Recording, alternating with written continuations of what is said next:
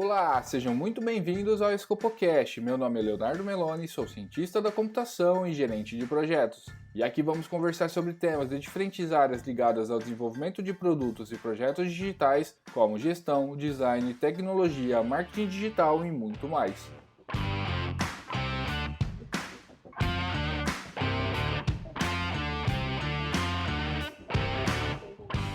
E o nosso assunto de hoje é Scrum na prática. Eu não preciso nem dizer que o Scrum vem sendo muito utilizado principalmente em empresas de tecnologia. Mas será que ele vem sendo aplicado de forma correta? Então, para não termos mais dúvidas do que é o Scrum e como ele funciona, eu trouxe dois convidados. O Renato Cunha, que é Scrum Master na GX2, e a Ilona Butch, que é Head of Product Development na Edify Education.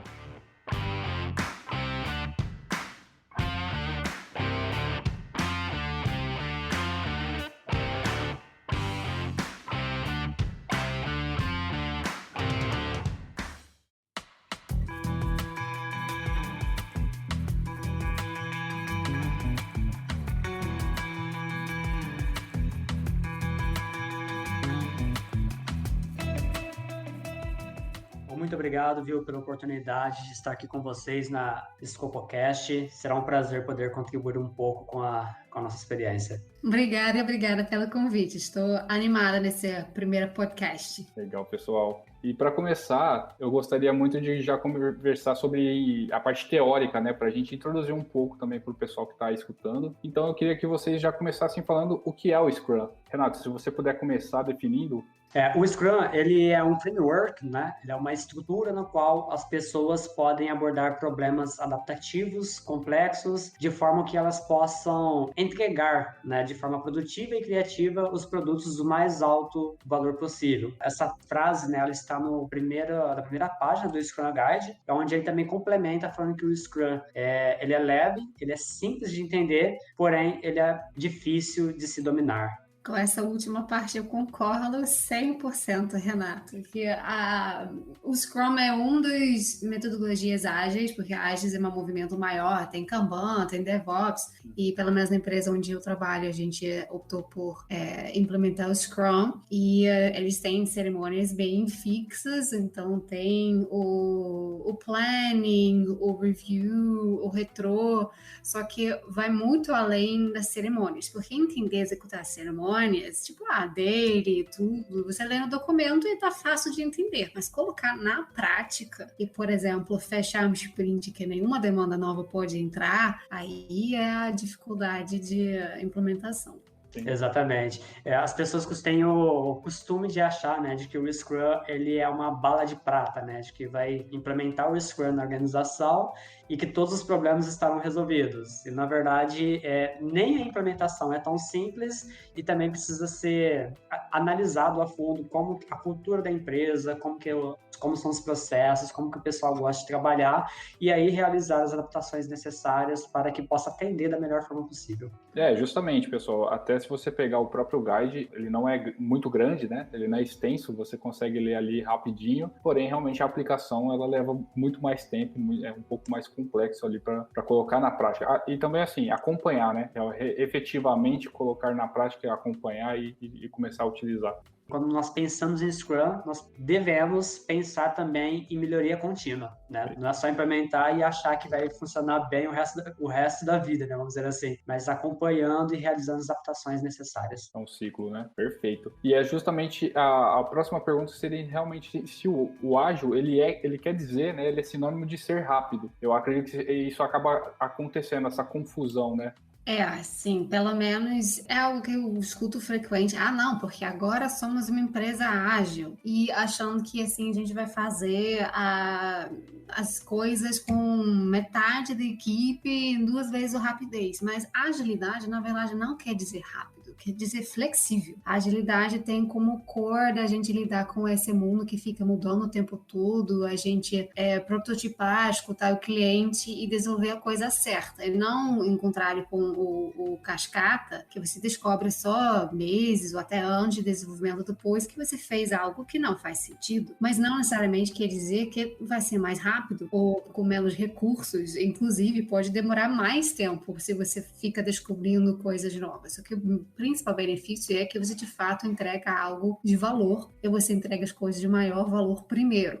Parafraseando um pouco, né, junto com a nossa amiga Ilona, o ágil, né, por ele ser um adjetivo que remete à rapidez, né, à velocidade, porém, quando nós falamos de projetos ágeis, né, normalmente até o ágil ele é utilizado com o A maiúsculo, né, mas ele se refere a um grupo de estruturas que são utilizadas para o desenvolvimento e gestão de projetos, ou seja, é uma forma de nós tornar o desenvolvimento mais rápido sem atritos, fornecendo entregas mais satisfatórias para o cliente. Então, não quer dizer necessariamente que vai fazer rápido, mas aplicando-se alguma metodologia ágil, nós vamos diminuir os atritos, nós vamos otimizar processos quando é possível, e aí a entrega, consequentemente, ela acaba sendo mais rápida. Eu acho que também confunde com ideia de rápido, porque ao contrário do cascata, você já tem entregas contínuas e você não tem só uma entrega enorme depois de muito tempo de desenvolvimento. Você foca, o que eu já consigo entregar depois 1, 2 ou alguns sprints. Então, por isso também eu acho que fica confundindo o ágil. Só que não é um milagre. A gente não consegue isso. Às vezes as pessoas acham, não, porque agora temos Scrum, então eu preciso XPTO para mês que vem. Não é assim que funciona.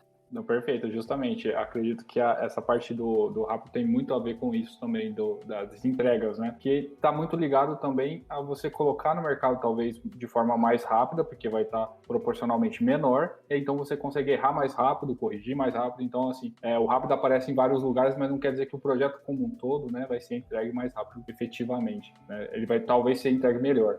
Continuando com a parte um pouco mais teórica, o Scrum ele tem 3 pilares, né, que sustentam o framework. Vocês poderiam falar um pouquinho sobre eles, que são a transparência, a inspeção e a adaptação? Esses 3 pilares do Scrum, ele visa uma implementação de um processo empírico, né? Ou seja, o que é o empirismo? O empirismo ele fala que a tomada de decisões é baseada naquilo que é conhecido. As cerimônias que o Scrum Guide propõe, por exemplo, a planning, a review, a retrospectiva, até a daily mesmo, ela fornece condições para que tudo aquilo que está sendo desenvolvido fique transparente, né, para as pessoas envolvidas. Ele possibilita também nós realizarmos a inspeção e nos dá informações suficientes para que possamos realizar as adaptações necessárias. Por isso que os 3 pilares são esses: transparência, adaptação e inspeção.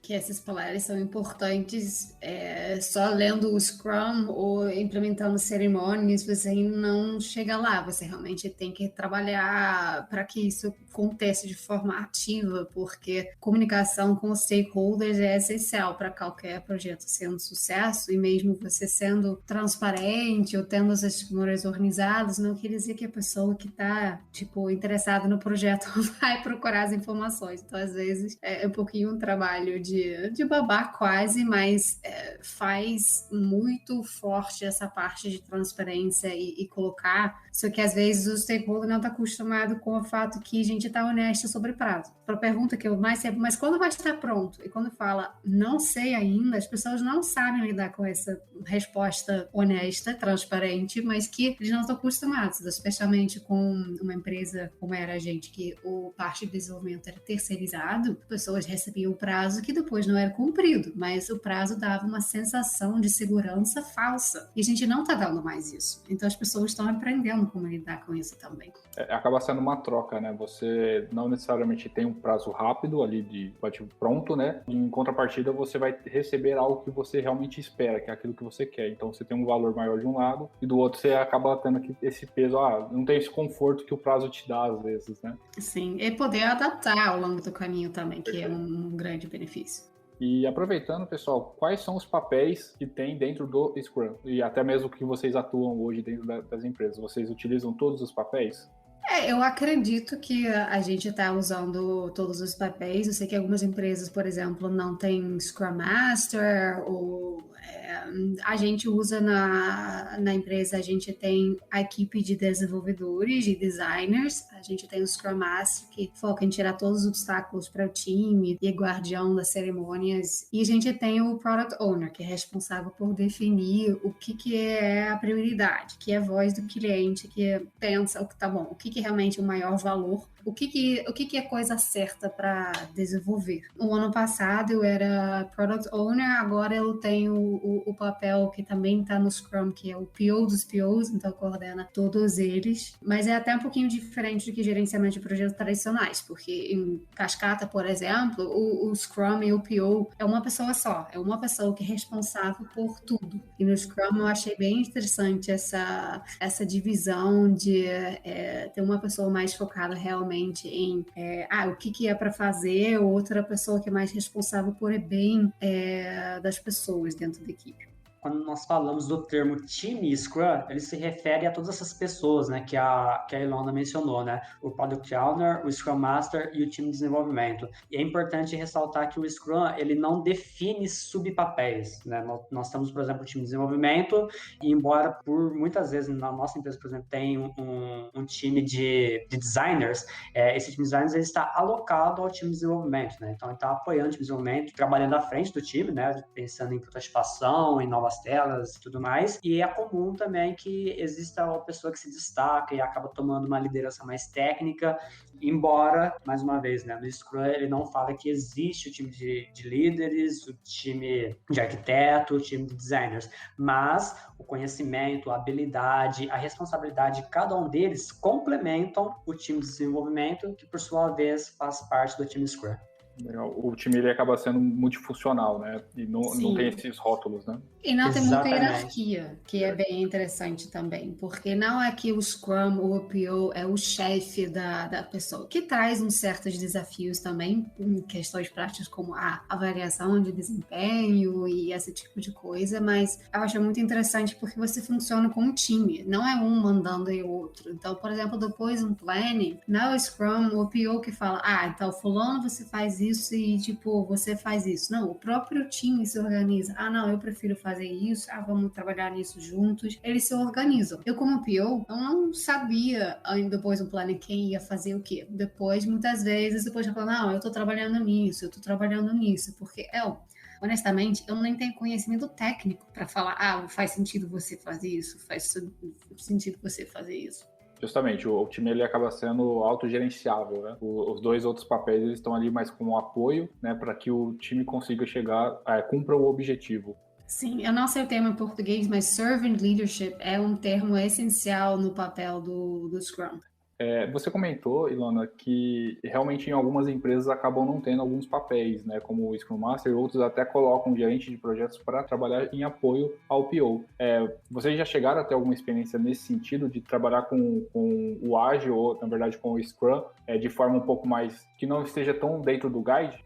Olha, eu só cheguei a trabalhar sem Scrum Master porque a gente não tinha contratado ainda Scrum Master, já tinha uma equipe rodando, mas dava para fazer, mas depois, que na época era uma mulher que entrou, facilitou muito a minha vida, porque assim você consegue realmente enfocar em, pensar no cliente e não ficar, por exemplo, coordenando estresses entre equipe ou correndo atrás ferramentas de computador, acessos que precisam, e ainda no início dava para fazer porque a equipe ainda era pequena, tinha só tinha um designer, um desenvolvedor e depois 2 para começar, então dava para lidar, mas se você cresce com uma equipe que tem, sei lá, uns 5, assim já fica muito mais difícil. E você, Renato, já teve essa oportunidade? Sim, e eu estive até, inclusive, no lado oposto com o que a Ilona acabou de mencionar, né? Fiquei responsável por times onde nós não tínhamos o PO, né, o Product Owner, e aí, para tentar suprir essa necessidade, o que é muito difícil, eu acabava compartilhando essa experiência, né, o papel do PO, com alguns usuários-chave, né?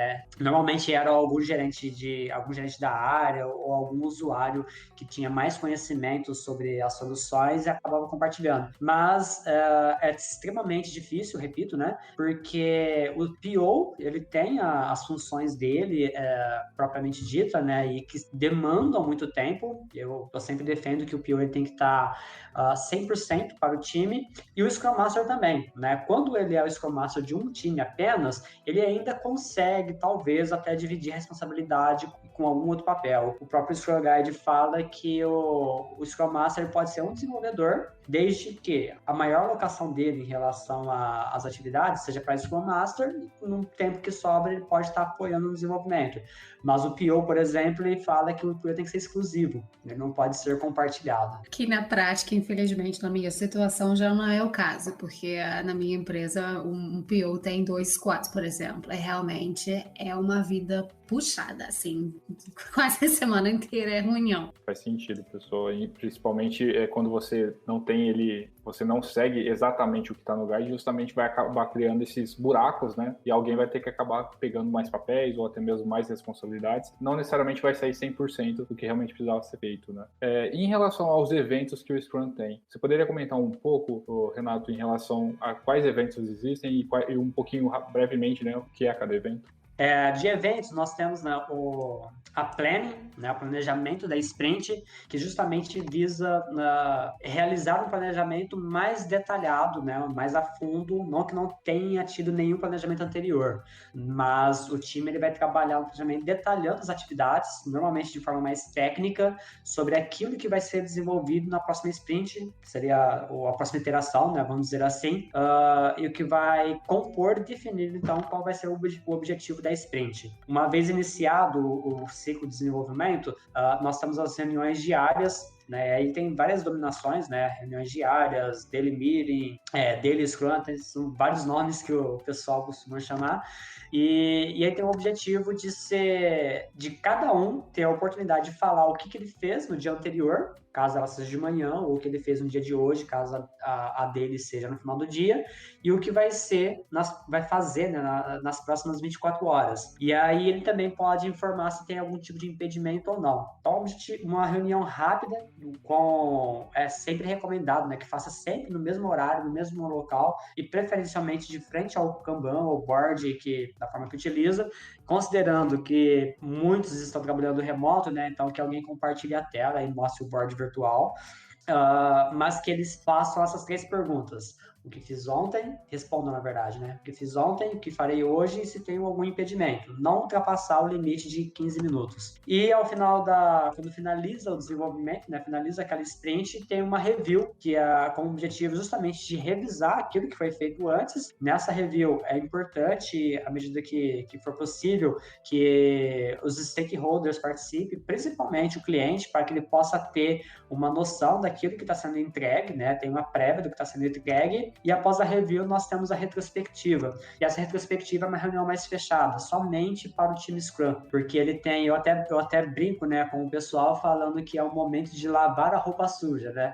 Então na retrospectiva a gente fala tudo que não foi legal e tudo mesmo, né? Se as ferramentas, se os requisitos que não estavam legais, se tem algum problema que, sei lá, alguém não está colaborando no time, é o momento de se colocar, né? E também falar aquilo que foi bom e que deve ser exaltado, para a gente repetir as coisas boas e no final traçar um plano de ação para poder evitar os pontos negativos, para que aconteçam cada vez menos, ou se possível não aconteçam mais. E seriam esses os eventos. Eu sou pessoalmente muito fã do retrô, porque é o momento realmente de refletir, melhoria contínua, então até é uma cerimônia que eu executo até fora do Scrum, então com o meu time, a gente faz uma vez por mês, ou com outras áreas, refletindo o que está indo bem, o que não está indo bem, o que a gente pode melhorar. Tem várias dinâmicas cada vez diferentes, ou a gente fala do barco, o que é a âncora que deixa a gente para trás, a ilha onde a gente quer ir, o que é o vento na vela, ou tem várias outras, são coisas super simples, mas que sempre trazem uma riqueza, porque no dia a dia, às vezes, a gente esquece de pensar como a gente pode melhorar. Foi muito boas as explicações de vocês, até bem sucinto, o Renato foi muito bom. E pegando esse gancho que você mencionou, Ilona, eu gosto muito de dizer que esses eventos que o Scrum traz servem justamente até para quem não aplica o ágil, né? Eles são muito bons, inclusive, para fazer em qualquer metodologia que você vai utilizar, ou se caso você não utilize nenhuma, né? Porque fazer a reunião de 15 minutos todos os dias é importante, você fazer a retrospectiva também é muito legal de fazer ao fim de cada projeto que seja, né? Não precisa, caso você não utilize sprints, faça ao final de cada projeto. Então, utilizar esses eventos agrega em qualquer cenário, né? Então, eu Eu acho isso muito legal, porque ele está aplicado ao ágil, mas você consegue também tirar e usufruir das qualidades de cada um. Sim, e o Scrum não é só para... É o mais comum ser aplicado em projetos de desenvolvimento de tecnologia, mas você pode aplicar para outras áreas também. Então, áreas de produção de conteúdo, área de marketing, qualquer coisa que tenha uma chance que a demanda não é sempre a mesma, então não é trabalho de produção em fábrica, faz muito sentido. Então, quanto mais você mora numa situação que o que precisa daqui em 3 meses pode ser diferente do que precisa hoje, o Scrum pode trazer muitos benefícios, porque o planning te obriga a pensar o que é o mais importante agora e realmente colocar um foco que não pode ser interrompido depois, que ajuda bastante as pessoas trabalhando também. Porque se você não tem a cerimônia, você até vira meio loucura do dia. Tipo, todo dia chega uma nova demanda e, tipo, muda foco e no final das contas você tá com 20 coisas semi-feitas.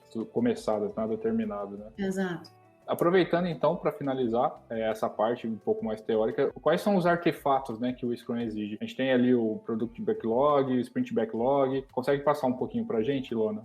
Essa aí é realmente o playground do PO, porque o Product Backlog é todas as coisas que a gente tem conhecimento naquele momento que a gente gostaria de fazer no produto. Então, normalmente a gente tem isso mais ou menos priorizado em macro, e quanto mais perto do desenvolvimento, quanto mais detalhado tá.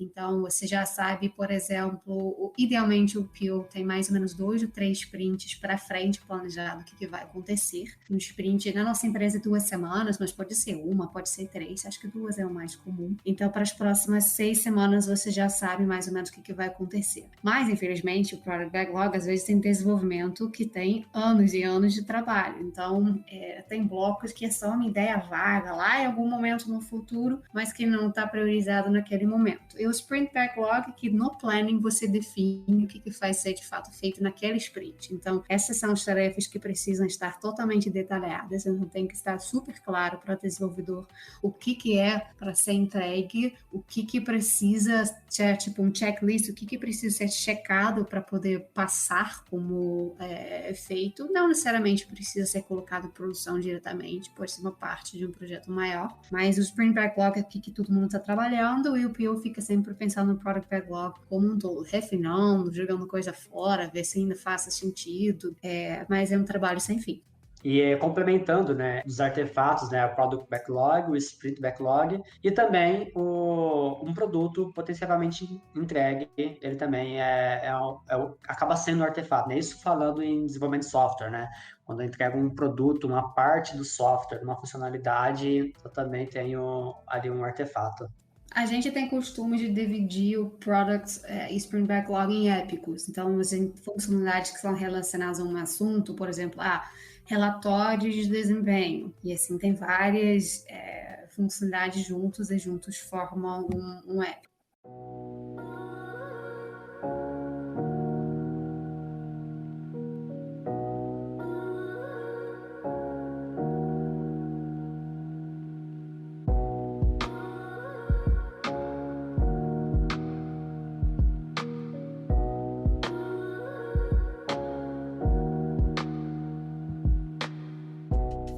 Agora pegando um pouquinho mais da experiência de vocês, tá? E também junto com a teoria. Renato, conta um pouquinho pra gente o que é efetivamente o papel do Scrum Master e também um pouco da sua experiência.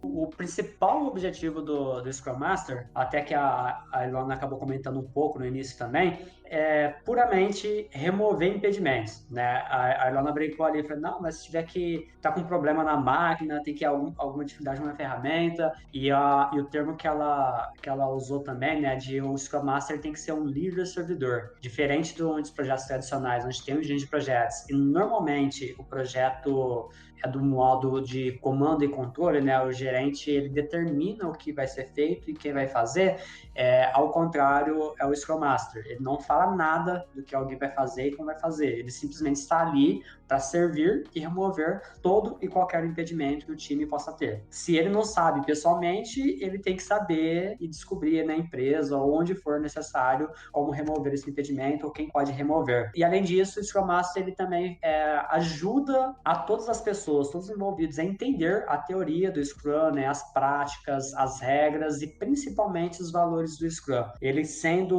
um líder servidor do time, ele também ajuda o pessoal a entender quais são as suas interações e quais são úteis e quais não são úteis. E, na prática, o time acaba demandando muito do Scrum Master justamente nesses pontos. Às vezes, eles mesmos têm dificuldade em entender ou até mesmo de colocar em prática alguns valores. O Scrum Master tem que estar atento a isso. Às vezes, até uma sessão de coaching, por exemplo, uma mentoria, uma coisa do tipo. E o Scrum Master também fornece treinamentos para que não só o time possa aprimorar mais a questão de valores, as teorias que o Scrum propõe, mas também ajudar a empresa como um todo na adesão do Scrum. A área de desenvolvimento, né, a área de TI, às vezes está bem engajada em relação a metodologias ágeis, já tem uma cultura ágil começando a ficar enraizada, porém a área comercial, a área financeira, o RH não está.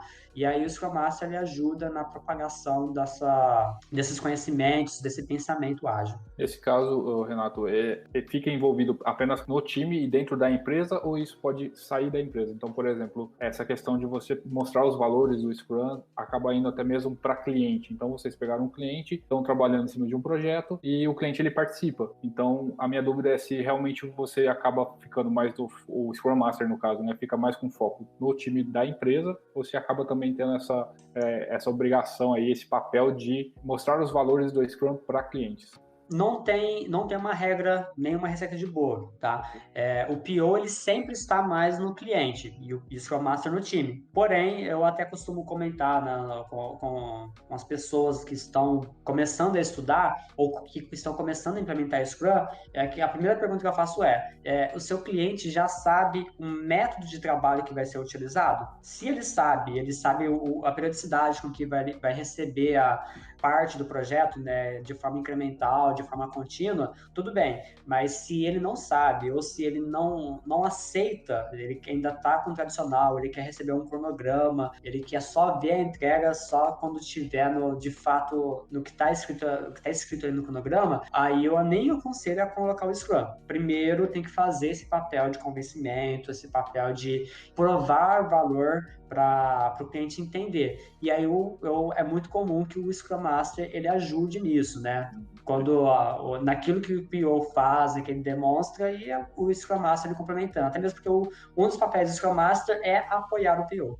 Ilona, em relação no caso do papel do PO, como que você enxerga qual é esse papel, né? E na sua experiência quando você trabalhava nessa área, agora não como PO dos POs, né? Como que era na prática? Na prática, o principal papel que o PO tem é pensar o que é a coisa certa para o momento. Então, infelizmente, uma grande parte da vida do PO é falar não para muitas pessoas de forma mais educada possível, porque raramente a gente não sofre com uma limitação de um recurso, ou tempo, ou desenvolvedor, ou dinheiro, ou uma combinação desses. Então, sempre tem mais ideias, muitas vezes até achismos que as pessoas gostariam de executar e não todo o tempo e dinheiro disponível para fazer. Então, é o papel do PO para realmente entender o que realmente faz sentido, o que a cliente quer, que pode ser diferente, o que o cliente interno acha que o cliente quer, o que faz mais sentido fazer agora, o que pode esperar. E também é como se fosse uma função de tradutor, porque o que um cliente quer, eu como é desenvolvido, às vezes tem tipo um mar de misinterpretações no meio. Então é como se fosse o tradutor no meio, entendendo o que o cliente quer, traduzindo para que o desenvolvedor consiga executar. E às vezes o que quer dizer que precisa pensar, o PO também, quando tem um design na equipe, trabalha trabalho muito junto com o designer, prototipando, testando, para ver o que faz sentido até antes de começar a desenvolver, e depois validar se foi desenvolvido de acordo com especificação e devolver para o cliente. Mas é muita reunião, muita comunicação, ter muita santa paciência, mas ser dura também, porque priorização, se um PO não consegue priorizar, ele não consegue executar o papel dele. Pelo que eu entendi, ele ficaria muito próximo realmente do cliente, pegando ali as necessidades, até às vezes dizendo não para alguns itens. Mas quando acontece algo no sentido de você não ter a resposta ali de bate-pronto, e você tem que levar isso para o time, como que funciona essa troca? Eu preciso entender com o time primeiro para depois falar um não ou não. Você já tem que estar em antemão ali, saber um pouco do que é que se trata, entende o que eu quero dizer? Você já tem... No dia a dia, às vezes, depende da equipe, porque o não pode ser só se é algo muito demorado, se é rápido, vale a pena, mas na minha experiência, 80% das vezes você já consegue falar não sem nem falar com a equipe. Mas assim, o que é muito essencial para o PO fazer, e isso é a parte mais difícil, porque também o Scrum Guide não fala muito sobre isso, é que como você chega no que você quer colocar no planning, naquele planejamento de longo prazo, porque tá bom, refinando o que tem que caber dentro do sprint, mas como você chega nessa conclusão? O que é mais importante no trimestre? O que é mais importante no ano? Às vezes você tem clientes com demandas, tipo, competindo entre eles. A gente tem vários squads, que, por exemplo, o squad que cuida do site da empresa, que tem vários clientes, mas só dá para focar em uma coisa. Então, tem demandas conflitantes. O mais importante para conseguir falar não é se você fez o processo de priorização conjunto com todos os stakeholders. Então, você coleta todas as demandas, depois coloca todo mundo na mesma sala, faz uma dinâmica para chegar uma conclusão. Olha, as nossas prioridades desse trimestre no macro são essa e essa e essa. Se alguém chega com uma demanda que não é nenhum desses três, você já pode falar, olha, não, porque agora a gente está focando nisso, que foi definido como mais importante. As pessoas muitas vezes não sabem ou esquecem das outras demandas e muitas vezes acham que essa é a única pessoa que tem ideias e necessidades dentro da empresa. Seria então uma pessoa o papel seria mais focado bem no negócio mesmo, né, enquanto o time estaria realmente focado no desenvolvimento. Isso, não, metade das vezes durante os deles eu ficava boiando, porque estava falando grego para mim. O PO foca no negócio. Raramente, pelo menos, a nossa empresa não tem nenhum PO que era desenvolvedor. Então, realmente, o foco é negócio e desenvolver a coisa certa e não do jeito certo. Eu, pelo menos, não tinha nem como opinar sobre isso. E quem é responsável pelo Product Backlog? É o PO? É o time? Na minha visão, seria mais o PO, porque até para o time funcionar bem, eles sabem o longo prazo, mas eles podem focar totalmente no sprint. Grande parte do papel do Scrum e do PO é também blindar a equipe, porque eles ficam como se fosse o guardião da porta. Não entra nada além do sprint para a pessoa poder focar, porque especialmente o desenvolvedor, se fica perturbando o tempo todo no meio, perde o fio do meado e perde muito tempo repensando. Então, mesmo que a pessoa fique, não, mas isso é super, super, super importante, eu julgo primeiro, porque muitas vezes não é tão importante assim, dá para esperar. Não, tipo, não tá nenhum sistema caindo, ninguém morrendo, então pode esperar com o seu bug, que na verdade nem é bug, é uma funcionalidade que não existe ainda. E em relação à parte de cliente, hoje vocês mencionaram até que o cliente, em uma das etapas, o cliente precisa estar envolvido, inclusive para poder realmente participar ali, ver a entrega e tudo mais. Na prática, hoje, qual é a experiência de vocês? O cliente, ele participa mesmo? Até o Renato comentou um pouco que se o cliente ele não sabe da metodologia, às vezes não faz nem sentido aplicar o Scrum.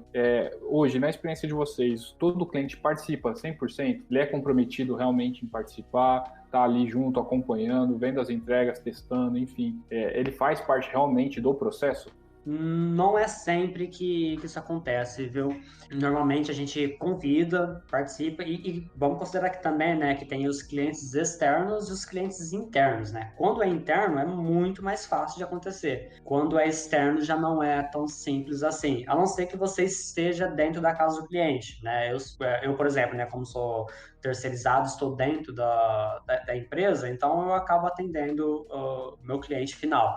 mas aí também a gente não toma como verdade que o cliente participe de todas as reviews e nem é uma obrigação. Pode participar, caso gostaria, e ainda assim como ouvinte, né, como espectador, e aí depois no final dá essa oportunidade para que ele possa fornecer o feedback. Esse é o principal objetivo até da review, que as pessoas envolvidas, muitas vezes o cliente está, algumas vezes não, eles possam ter uma prévia daquilo que ele vai receber em determinado período, e aí ele já vai fornecendo feedback, e com esse feedback pode ser alimentado o próprio backlog, ou se for alguma coisa, algum erro, alguma coisa que acaba tendo uma certa importância, o próximo sprint backlog, e aí o PO, ou o PO, né, vai acabar determinando. Na prática, em alguns squads, o cliente é sempre... Cliente interno, cliente externo raramente participa, porque, por exemplo, no nosso caso seria alunos, que fica bem difícil trazer dentro desses ciclos.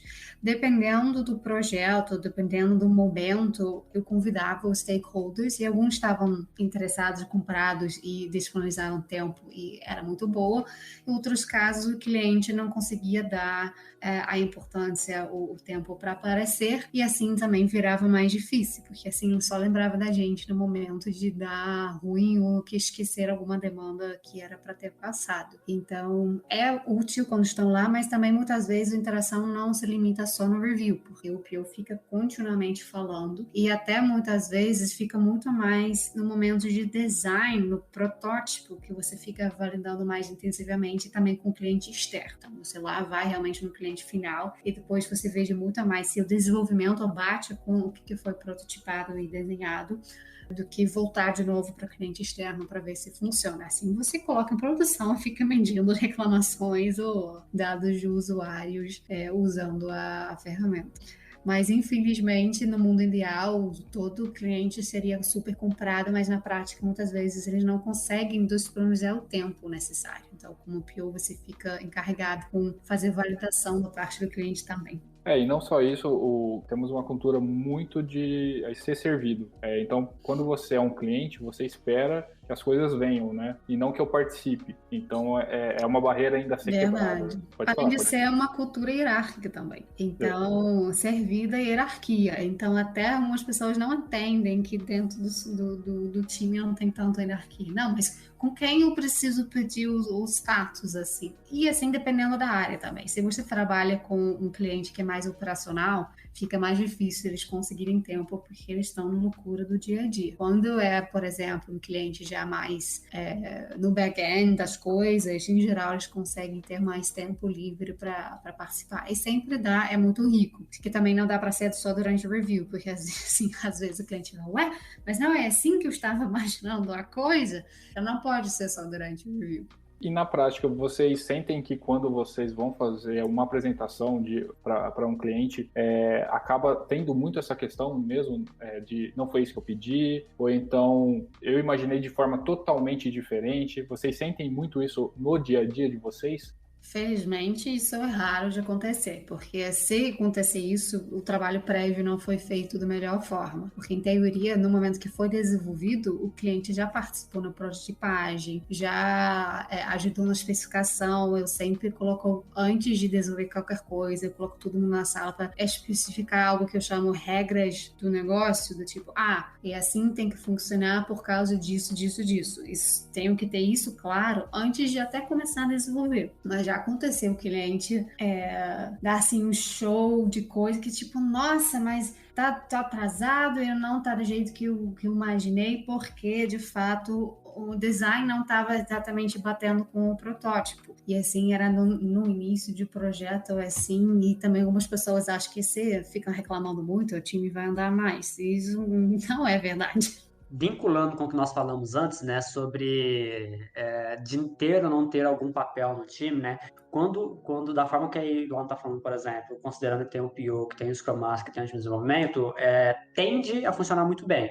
Agora, quando alguns desses papéis eles estão em deficiência, vamos falar assim, quando não tem o PO, principalmente, ou quando não tem o Scrum Master, e aí acaba aqui compartilhando outras responsabilidades, outras atividades, esse início que a Ilona comentou, né, da prototipagem, de entender os requisitos, de descrever entender bem os requisitos, acaba sendo um pouco mais precário. E aí aumenta a possibilidade de, ao realizar a entrega, o cliente não estar satisfeito com alguma coisa e talvez não ter, falar que não foi nada daquilo ou parte daquilo que ele pediu. Em outras palavras, né, se nós conseguirmos implementar o Scrum considerando e respeitando todos os papéis e as responsabilidades e o cliente, os stakeholders como um todo, né, aceitar o método de trabalho, tende a ter maior sucesso. À medida que tem resistências, à medida que tem algum tipo de empecilho, aí tende a ter algum tipo de sucesso. Concordo totalmente. Que é também, por exemplo, no início de uma implementação, às vezes as pessoas não têm certeza exatamente o que é o papel de cada um. Ou, por exemplo, para o papel do PO funcionar, o PO tem que ter o direito de tomar decisão. Se ele não consegue tomar decisão, o papel não funciona. Fica só detalhando requisitos, mas a parte principal, que é a priorização, não funciona. Então, às vezes, isso só vem com o tempo da pessoa tomando decisão, podendo tomar, mas de vez em quando tem uma pessoa que quer interferir nesse poder de decisão. Então, da forma que vocês estão dizendo, o Scrum, no caso, né, ele não se aplica somente ao desenvolvimento, tendo ali o PO, o Scrum Master e o time, mas ele está muito mais atrelado à cultura da empresa, né? Então, se a empresa não tem uma maturidade para eleger realmente o PO e dar poder suficiente, né, de decisão e tudo mais, a coisa não anda, né? Então não adianta ter o time querendo fazer uma coisa, mas se a cabeça da empresa não mudar, né? Basicamente é isso. Tem que ter a cultura ágil implantada também dentro da empresa. Exatamente.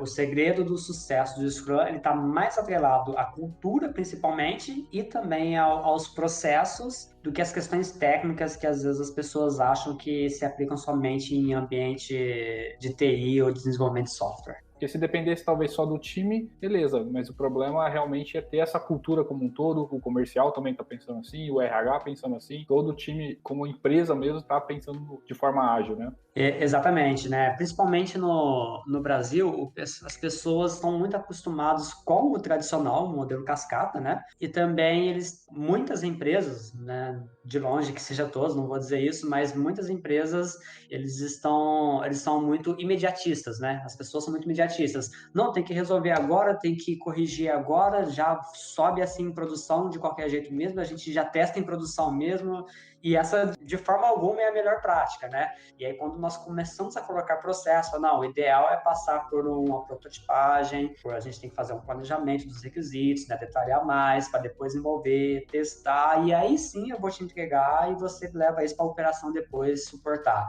né? Então, quando começa a colocar esses processos, olhando de um modo grotesco, né, acaba sendo burocrático, mas quando se vive dessa forma, né, deixa de pensar do modelo imediatista e você começa a pensar mais no valor que pode ser entregue, no valor agregado, né, nesse processo, isso se torna assim, implícito. E aí você consegue enxergar a qualidade que você entrega, né, o valor que o cliente recebe depois, e começa a perder essa questão de, não, eu quero para agora, para ontem, de qualquer jeito. Sim, porque algumas pessoas acham que planejamento e agilidade Scrum são contrastes, mas isso é de pensar imediatista, porque a parte de descoberta, de entender realmente o que o cliente quer e prototipagem, isso leva tempo. Mas essa é a parte mais importante. Muito trabalho acontece antes do sprint começar com o desenvolvimento. Isso leva tempo. Se você chega lá, nossa demanda tem que ser executada agora,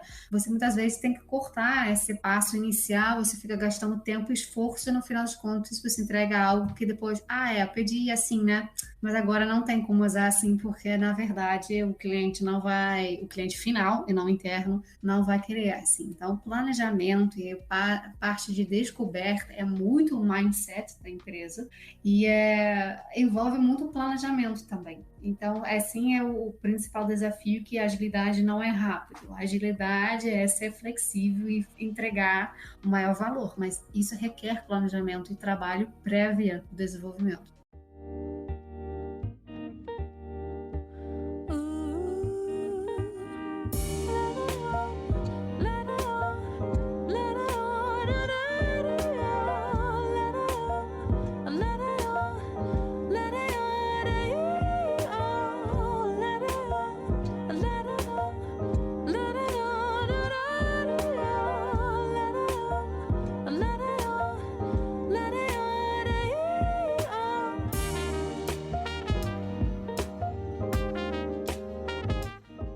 vocês comentando esses detalhes que dá para ver que é bem do dia a dia mesmo, realmente é na hora de implantar, na hora de usar mesmo, que você acaba vendo esses detalhes. Vocês enxergam outras coisas que não tem no guide, porque realmente você pegar o guide e ler, ele é bem enxuto, você lê rápido, você acha que estou pronto, realmente apto a aplicar, porém no dia a dia tem esses detalhes. Às vezes a cultura da empresa não está pronta, não está apta, né, a agir dessa forma, ou às vezes o cliente vai chegar e é o cliente que não aceita, e essas coisas você tem que ter um jogo de cintura, às vezes você vai ter que saber lidar com esse tipo de coisa, porém o guide não te mostra como fazer isso, né, às vezes nenhum curso vai te mostrar como fazer isso, é somente dando cabeçada realmente que vocês vão aprender. A parte do processo, por exemplo, que eu comentei, a gente não encontra as dificuldades que nós vamos ter no dia a dia, nós não vamos encontrar no guide, né?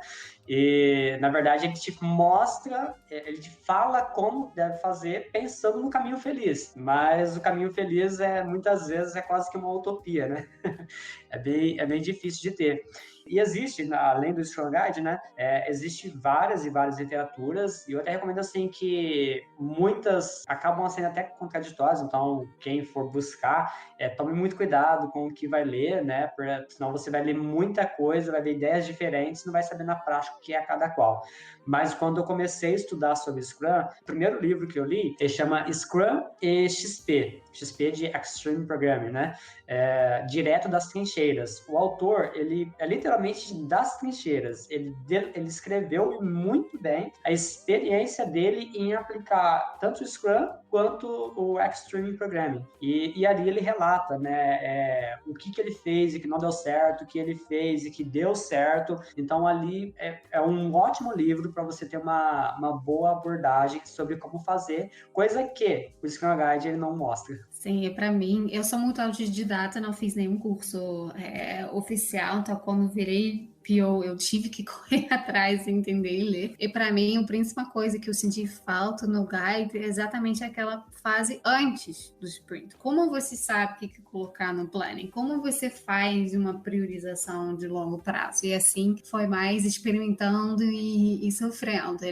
Algumas pessoas me chamaram rainha das dinâmicas dentro da empresa, mas é porque é isso mesmo. Envolve muitas pessoas em uma sala, agora sala virtual, post-its, então agora sou muito fã do Miro, e algumas recomendações que eu tenho para ler são realmente tem vários jeitos de fazer. Então tem, por exemplo, o Lean Inception, que foi escrito por Carole. Acabei de fazer um sprint do estilo do Jake Knapp, do Google Ventures, que eu recomendo muito também, e para te ajudar nessa parte da descoberta do produto, para entender o que de fato faz sentido desenvolver. E eu concordo com o Renato, porque você lê muita coisa, mas que é muita contraditória, ou até tipo uma página inteira, e você termina lendo, mas o que eu li na prática? Cheio de buzzwords e palavras que não falam nada na prática. Então, colocar na prática realmente é o maior desafio. Tem que tomar muito cuidado não só com o que lê e como lê, né? A interpretação também é muito complicada. Então, eu já vi muita gente falar que no guide diz que prioriza o lado humano e menos a documentação. Porém, muitas pessoas falam, então eu li isso, significa que não documenta nada. E não necessariamente, igual você mencionou, Ilona, você no começo precisa ter ali um planejamento. Isso se você não documenta, lógico, você não vai focar tanto na documentação, mas você precisa ter algum certo tipo de documentação, porque você está pegando um planejamento, você está estudando, você está fazendo certas coisas que vai ser feito lá na frente, né? Então não quer dizer 0% de documentação. Então tem que tomar muito cuidado com a forma que lê, o que lê, né? Porque tem formas de se aplicar, mas você não documentar nada pode ser uma armadilha no final, né? Sem dúvida é uma armadilha, não pode ser nada. Aí sempre o sofrimento depois. No momento tá ótimo e depois é maravilhoso, né? Não tem o que fazer. Nossa. Exatamente. As pessoas elas sempre têm muita dúvida em o que e quando documentar, né? Eu costumo falar que para documentar exige um esforço e um custo maior do que desenvolver, então talvez documentar não seja o caminho. Mas aquelas questões mais importantes, o necessário, que não tenha tanto custo ou esforço necessário, tanto quanto o desenvolvimento, aí isso sim é importante documentar e deve ser documentado. Eu acho que agora a gente está muito com documentação dispersa, né? Porque se uma história do sprint é bem escrito, serve em si já como documentação como deve funcionar. Mas assim, você vira com uma série de mini documentações espalhadas pela Gira, que é a ferramenta que a gente usa, não um conjunto assim. Então, com certeza, eu acho que documentação é que sofre mais nessa prática. Até falando novamente essa parte do cliente, às vezes ele quer ver o produto, quer ver o software, e quando você fala, não, mas vou precisar ficar mais uma sprint, 2 sprints para poder fazer documentação, por exemplo, caso o software seja muito grande, ele fala, não precisa disso não, coloca no ar aí, vamos que Já vamos. tem outro projeto para fazer, Já tem vambora, outro projeto, exatamente. A documentação tem quase o mesmo peso do teste. Não precisa testar, não. Põe no ar aí que tá tudo certo. Exatamente. Graças a Deus, essa nunca aconteceu. A gente não tem tester, mas a gente tenta ao máximo testar. Mas, assim, sempre valida antes, né, Ilona? Coloca no conceito de Done ali, né, na definição, e aí passa, né? Mas eu digo assim, se você for perguntar demais pro cliente, às vezes ele vai falar, teste? Não, tira isso aí. E é igual documentação. Você tem alguma coisa que aprendi que é difícil pra caramba testar, porque você não pensa em tudo. Então você acha que testou e depois o cliente faz algo que você nem imaginou. E assim, putz, assim, realmente. Não e aí quando alguém fala, não, mas o cliente ele fez por isso. Fala, gente, mas como que alguém passaria por essa situação? Exatamente. Eu queria que vocês falassem um pouquinho exatamente disso, da história de usuário. Você comentou um pouquinho do épico também lá atrás, né? Mas o que seria a história do usuário e, na prática, realmente, o que é e como fazer, né? Uma boa história. Sim, então, bem específico do Scrum é que você escreve uma história que tem 3 etapas. Você fala quem é a pessoa que quer. Então, por exemplo, como gerente de unidade, o que a pessoa quer e por quê. Então, como gerente de unidade, eu quero ter um relatório de vendas para definir se minha equipe está indo bem. Então, isso eu acho que é o mais padrão que todo mundo conhece quando começa a implementar o Scrum. A ideia é que se o desenvolvedor sabe para que serve, ele consegue pensar melhor em soluções para atender isso. Então, em vez de, por exemplo, eu como PO já mastiga super, não, faz um drop-down, faz aquilo, né? Não, você especifica o que a pessoa quer fazer e por quê. E se você realmente quer entrar um maior nível de qualidade, a gente está tentando implementar o BDD, que é o Behavior Driven Development, assim você vai além ainda. Você fala, não só, como gerente, eu quero tirar um relatório para acompanhar minha equipe, não, você escreve o contexto, então, usuário XYZ, tendo esses pré-requisitos, faz esse evento e esses são os resultados do evento.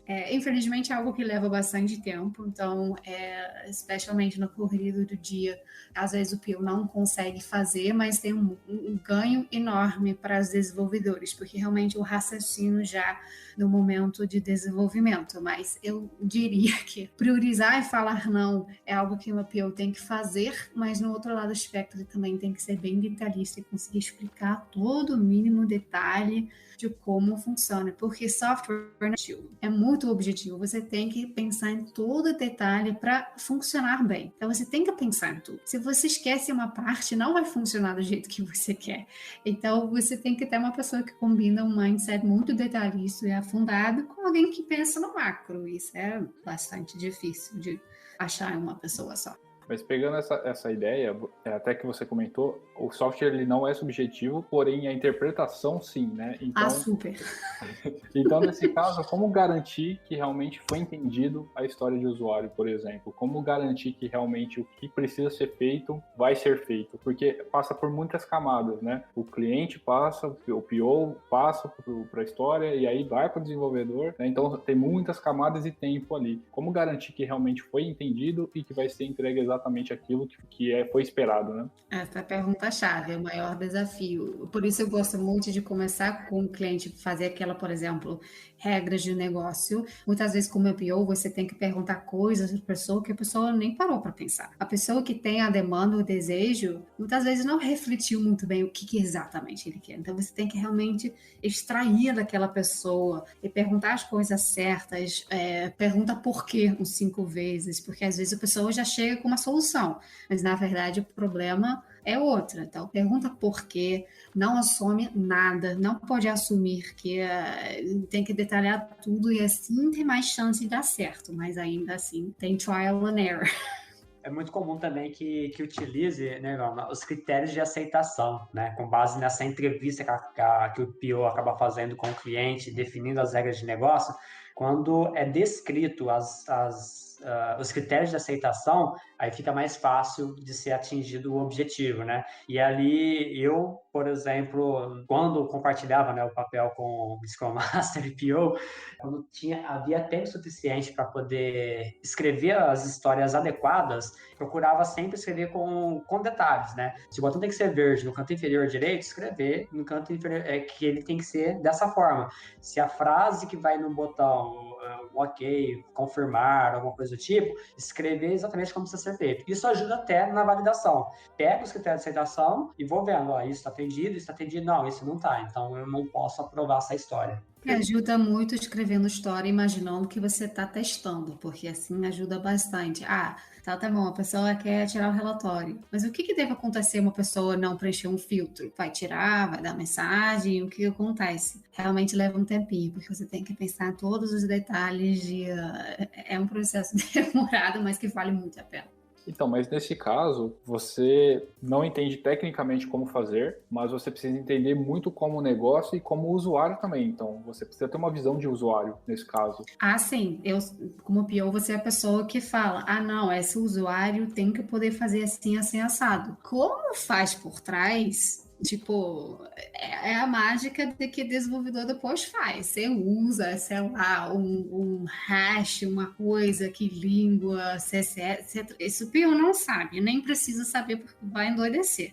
Mas precisa saber que fulano tem que poder fazer X e tem que ter esse resultado. Isso o PO tem que saber. Então, às vezes, até como novo PO, você chega no projeto, a primeira coisa que você tem que fazer é entender muito bem o seu produto. Porque se não entende, às vezes você ganha um projeto e que você nem sabe exatamente como funciona o produto, você vai sofrer bastante no início. Essa parte da parte mais técnica, né? E aí acaba ficando para o time fazer na planning, né? Então ele não precisa ficar fazendo esse backlog todo. Ele faz um backlog da sprint durante a planning e aí para ter condições suficientes para poder estimar o prazo e ver se quantas e quais histórias vão caber dentro do ciclo de 2, 3 ou 4 semanas. E, Renato, aproveitando que você falou bastante da parte de aplicar realmente o Scrum, né, e também como Scrum Master você vai conseguir responder bem, o Scrum ele tem a fama, né, de ser muito adaptado em muitas empresas. E aí eu tenho uma dúvida, eu faço a daily e escrevo histórias, eu posso considerar que eu estou fazendo um Scrum adaptado ou não? Não existe essa questão de Scrum adaptado, ou é Scrum ou não é Scrum? Até a resposta dessa pergunta, ela é diferente da teoria com a prática, tá? Porque no próprio Scrum Guide fala que se você não seguir todas as regras, artefatos e os papéis, você não está aplicando o Scrum de fato, né? Isso está, se eu não me engano, na última página do Scrum Guide. E aí, na prática, existe até acaba se criando outros frameworks, outros termos, outras metodologias, né? Como, por exemplo, o Scrumban, né? Já é muito comum, já é muito falado o Scrumban, que ele não segue 100% o Scrum Guide, ele segue partes dele e complementa também com a metodologia ou o uso do Kanban físico propriamente dito, né? Porém, e aí como ficou muito limitado, muito objetivo a pergunta, se eu estou fazendo deles, se eu estou utilizando histórias de usuários, tanto na prática quanto na teoria, você não está utilizando o Scrum, né? Agora, se você tem uma rotina de fazer o planejamento, de fazer a plan e executar uma sprint que ela dure ali 3 semanas, por exemplo, e depois eu tenho a questão de fazer a review, aí o que sai disso, às vezes acaba saindo o prazo que você usa, exceto a dele, que eu acho que é primordial, ficar dentro dos 15 minutos, você acaba utilizando isso de uma forma um pouco mais enxuta, por exemplo, dentro da empresa. Aí sim, você pode estar usando o Scrum adaptado, né? E complementando com o Lean, muitas vezes, né? Com o Design Sprint, que não fala no Scrum Guide, o Kanban, como eu já disse, aí você usa o Scrum adaptado. Mas se você usa um evento do Scrum ou dois unificado, aí você não está usando o Scrum.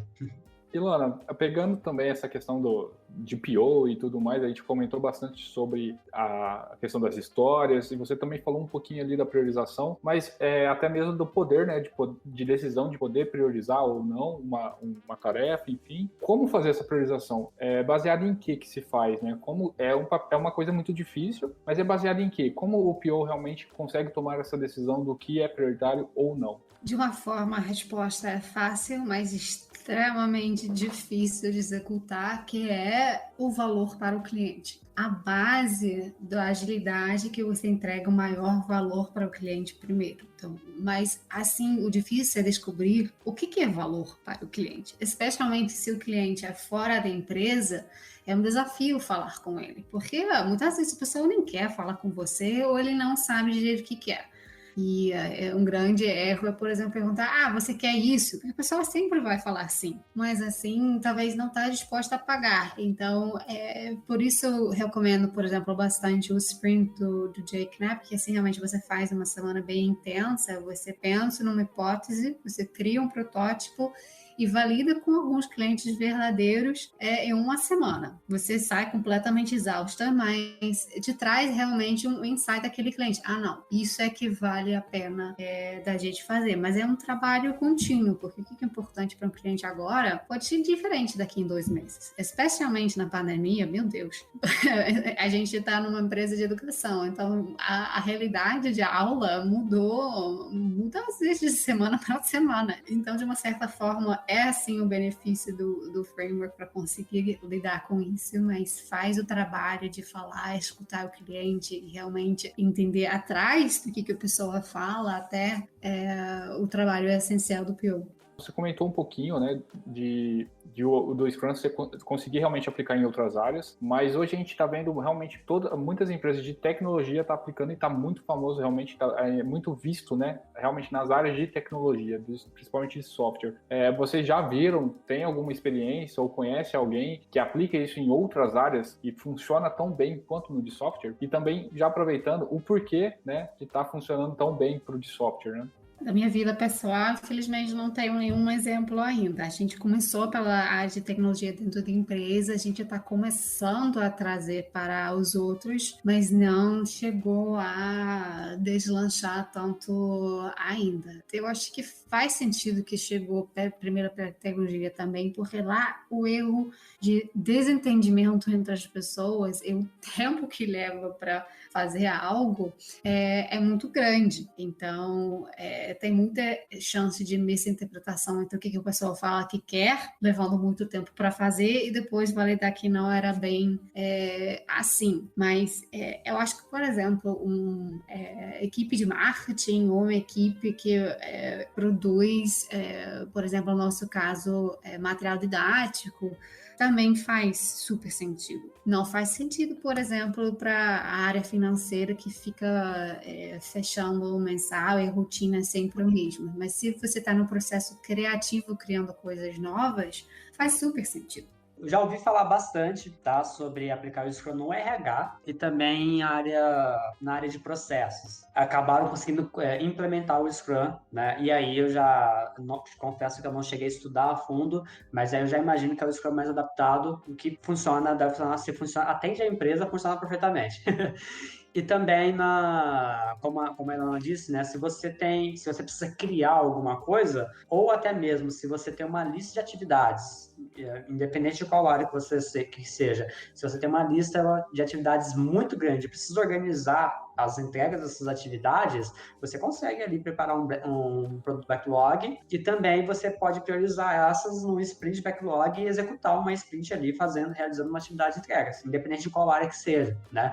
Aí a Ilana também deu o exemplo aí da parte de didático, né? De material didático, e eu já utilizei para estudos, por exemplo, né? Nós já formamos grupos de estudos em que que em uma sprint nós tínhamos uma determinada quantidade de artigos, de literaturas que nós precisaríamos estudar, nos preparar e depois entregar ali algum material com esse conteúdo.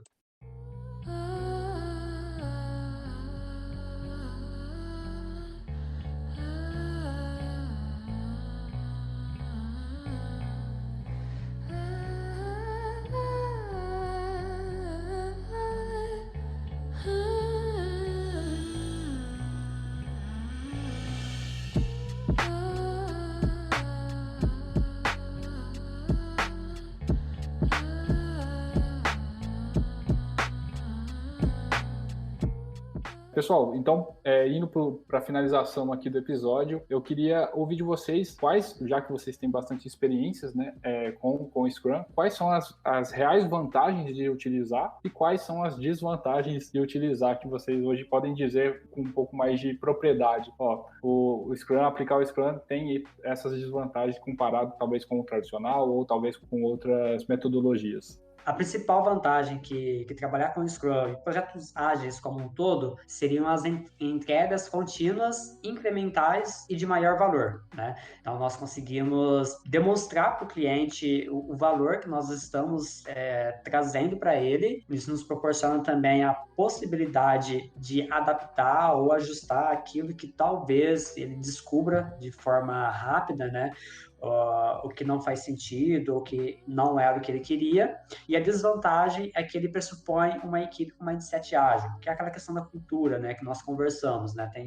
Não posso simplesmente implementar Scrum num ambiente 100% tradicional e achar que de cara vai dar certo, né? Então, nós precisamos pensar em uma cultura ágil, contrapondo, né, na verdade, a gestão de projetos tradicional, que ele traz uma ordem lógica, que é uma vantagem, sabe o que vai acontecer em sequência, porém ele pressupõe previsibilidade. Num projeto tradicional, nós pensamos num projeto ali de 6 meses, 1 ano, às vezes projeto de 2, 3 anos, e já no começo do projeto tem um cronograma extenso do que vai acontecer em cada momento. Mas, depois de algum determinado tempo, acaba que mudando as coisas e é muito difícil de nós conseguirmos adaptar. Essa seria a diferença entre as vantagens e desvantagens dos projetos tradicionais e ágeis. Sim, a minha resposta é bem parecida. A principal vantagem é ter essa flexibilidade de poder mudar e focar o que realmente é mais importante e indo validando.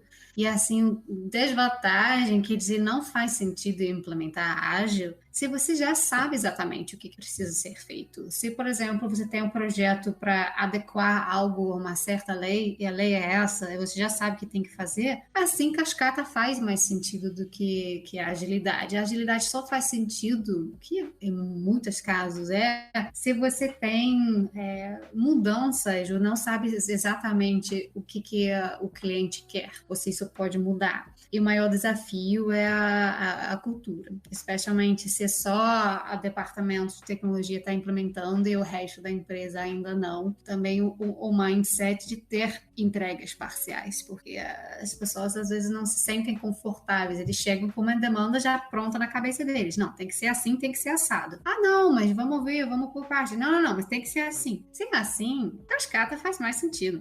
Muito bom, pessoal. Para finalizar, eu gostaria de que vocês dessem algumas dicas aí para o pessoal, né, que vocês deixassem algumas dicas aí para eles. Pode começar, Renato? Eu gosto sempre de falar sobre alguns livros, né? Eu já comentei sobre Scrum XP, Direto das Trincheiras. Ele reforço, né, que ele é muito bom para quem está começando a aplicar o Scrum, tem dicas excelentes. E também aqueles mais famosos, né? O Sprint, do Jake Knapp. E também tem o Desvendando a Gestão Ágil de Projetos, né? São alguns e-books que são muito bons para poder nos auxiliar aí nessa empreitada, né? Esse Desvendando a Gestão Ágil de Projetos, ele é um e-book independente, né? Vamos dizer assim, até gratuito, para achar na internet, que foi escrito pela CID, que é a Intelligence Company. E também, né, nós temos a iniciativa do Projetos Ribeirão. Agora nós renomeamos, né, para a Agile Practice Center, que nós tratamos justamente sobre projetos tanto tradicionais, mas principalmente projetos ágeis, e sempre temos muitos eventos, como mesas redondas, às vezes capacitação, algum treinamento. A grande maioria são gratuitos. Tem um grupo no Telegram, seria muito bem-vindos todas as pessoas que quiserem puderem participar com a gente. Maravilha. E você, Ilona? Eu recomendo também o mesmo livro do Sprint, do Jay Knapp, e o Lean Inception, do Paulo Caroli. Em geral, é muito bom fazer trocas com pessoas mesmo. Então, dentro da própria empresa ou fora da empresa, eu acho que escutar esse podcast, por exemplo, também já seria um ótimo começo. E tem vários cursos gratuitos que explicam o conceito básico. Então, foi assim que eu comecei também. E depois indo experimentando e faz próprios retrós, vendo o que está indo certo, o que não está indo certo, o que pode melhorar, porque vai ser um aprendizado contínuo, com certeza. Maravilha, pessoal. Eu quero de coração agradecer vocês aqui, que realmente foi extremamente esclarecedor. Vocês falam muito bem, todos os assuntos foram muito bem explicados. Acredito que a gente conseguiu colocar aqui em pouco tempo até, né, explicar bem todos os passos aqui do Scrum e também falar um pouquinho da experiência de vocês. Foi bem legal, foi muito bom. Foi um prazer, na verdade, conversar com vocês. E até a próxima. Muito obrigado, viu? Eu que agradeço, viu? Obrigadão mesmo e até mais. Pode contar comigo. Foi um prazer e obrigada a você. Valeu. Tchau, tchau.